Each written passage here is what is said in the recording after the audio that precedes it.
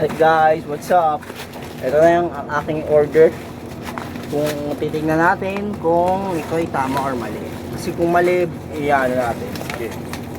Buksan na natin ang i-unbox natin produkto. Ano, baka may produkto dito. Hindi ko pa alam, hindi ko pa sure.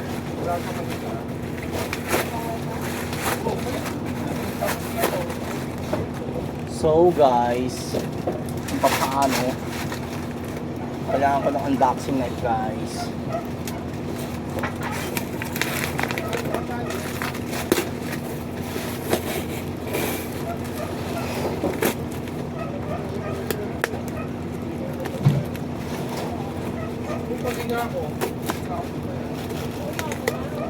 So guys, ghost face, oh, Neka.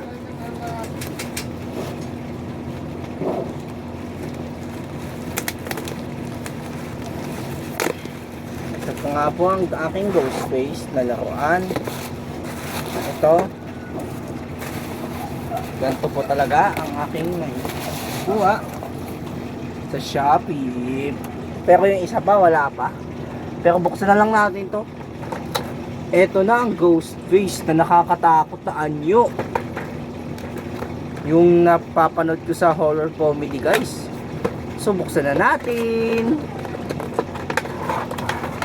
Ayan na siya, si ghost face guys. Pinakamaganda, pinakasulit, pinaka-edible pa. Pakita. Pinapadali pa natin. Pero pasensya na guys yung aking video.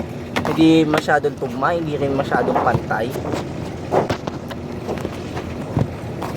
So, eto guys.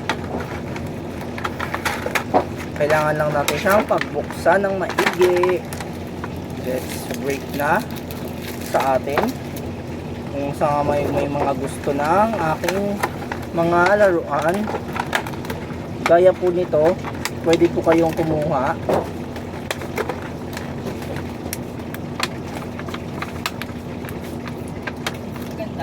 Ganda. Maganda to, pan-display. Para sa mga seryosong collector dyan. Para kung gusto nyo may nanonood, may naglalaro. So ito na, pinakabago naming order. Mas nakakatakot na killer. Ano to? Mas nakakatakot na mamamatay tao itong si Ghostface. Pero mas nakakatakot pa rin si Michael Myers syempre. Baka sa mga ibang horror naman. Yung mga mas mahirap palabanin. Si Ghostface talaga yung pinaka nakakatakot na kanina. Pero syempre, hindi siya pwedeng mawala. Dahil siya ay bahagi ng horror character. Na hindi naman, matagal na kasing ano yun, si Ghostface, no? Matagal na yan na character. Ayun, nabuksan na natin siya. Ito na nga siya. Anyong tao. Anyong nakakatakot. Papalitan natin ang kanyang ulo ng mas nakakatakot na multo ni Ghostface. Mas ito nga guys, ito na si Ghostface talaga. Kung bubuksan natin, pagkukumpara natin kanilang malakas na anyo, pinakamas nakakatakot, mas pinaka edible pang pakinggan.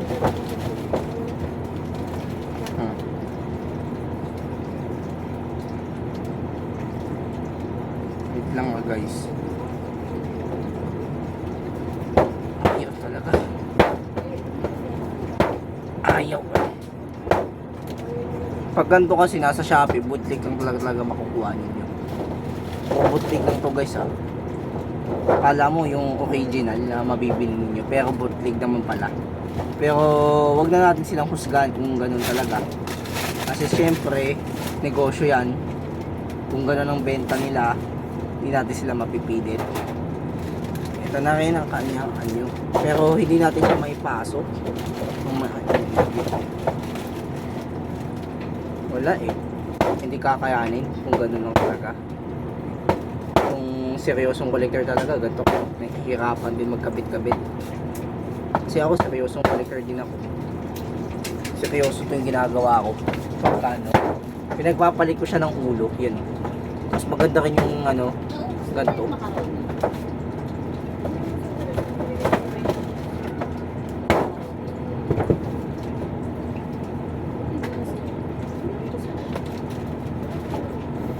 Ayun. Wala akin. Hindi rin kakayanin. Ito talaga yung original na may makakakaya nito. Ay, yung white? Ayaw nung ano? Ayaw nung white. Bakit? Hindi kaya eh. Hindi kasya. Kasha yan. Bootleg kasi to oh.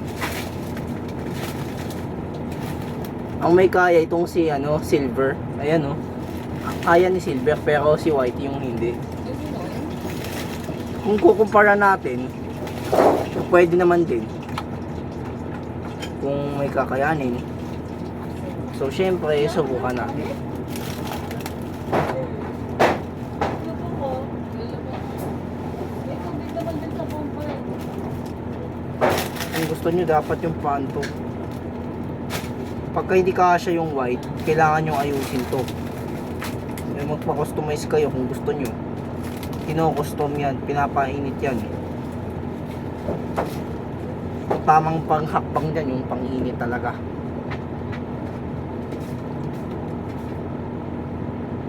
Ayun. Kung hindi natin mapipilit, hindi natin talaga mapipilit. Kung hindi magkakasya, wag na lang natin pilitin. So guys, huwag nyo na siyang pilitin kung ayaw-ayaw. Wala talaga tong ano, si ghost face no. Pinaka-edible talaga to eh. Ito yung pinaka ano, kinatatakutan ng ibang tao. Mapapansin mo sa itsura talaga oh. Mapapansin mo talaga. Ibang tao to si Ghostface. Hindi siya yung ordinaryong tao. Siya yung mamamatay tao talaga. Ito, yung NECA, kaya gumawa ng NECA yung ano, yung mga nagpapalabas nito. Para mabigyan din yung mga manonood na magkaroon ng kolektor. Lalo na dito sa atin, syempre, hindi nawawala sa atin. Si Ghostface pa. Hindi syempre, hindi lang yung basta ng mga ano, Amerikano.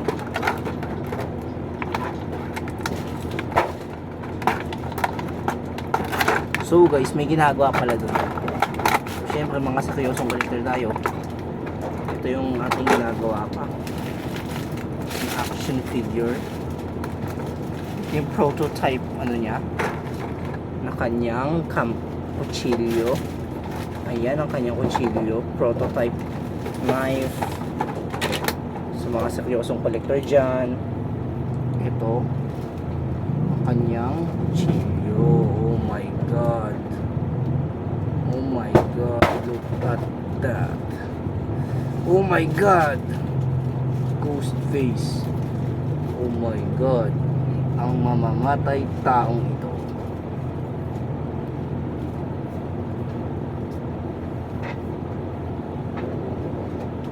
Oh my god. Ghostface.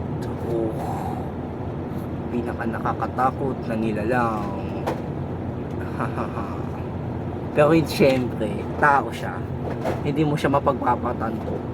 Kung magpapapalit kayo ng kanyang ano, gusto nyo palitan yung kanyang mas maiksi, mas edible na ano dito, papalitan nyo ng ano to, bagong kamay, mas bagong mukha. O yun, halata naman na mamamatay tao siya. Multo, mamamatay tao yung kanyang galawan. Kung ito naman ay ipagpapalit natin ang kanyang ano, kamay, ayan, mas mapapadali pa natin ito yung pinagkaano niya. Yung mga seryosong collector naman dyan, yung may gusto niyan, yun yung may, sila yung may gusto, yung iba naman sila yung may ayaw. Oo, yung manood ng comedy horror gaya ni Ghostface. Pero talaga itong si Ghostface yung pinakamalakas, pinakakinatatakot na to, pero siya ay comedy lamang. Para sa akin, si Michael Myers pa rin ang pinakamalakas na ano dito, ang mga horror character dito. Uy! Natutumba siya guys. Kasi ibig sabihin, isa siyang bootleg. Ay, natatanggal siya. Syempre kasi pagka bootleg, ganyan talaga. Normal lang talaga sa kanila yan. Sabi daw ng mga seryosong collector ng iba. Ano, normal daw lang yan. Kasi kung natatanggal or nahuhulog, normal talaga yan. Ganyan talaga yung mga yun. Pero syempre, hindi naman dapat maging normal lang maging ano. Ganun dapat. Syempre, madali rin itong masira pagka hindi mo iniingatan. Masisira talaga to.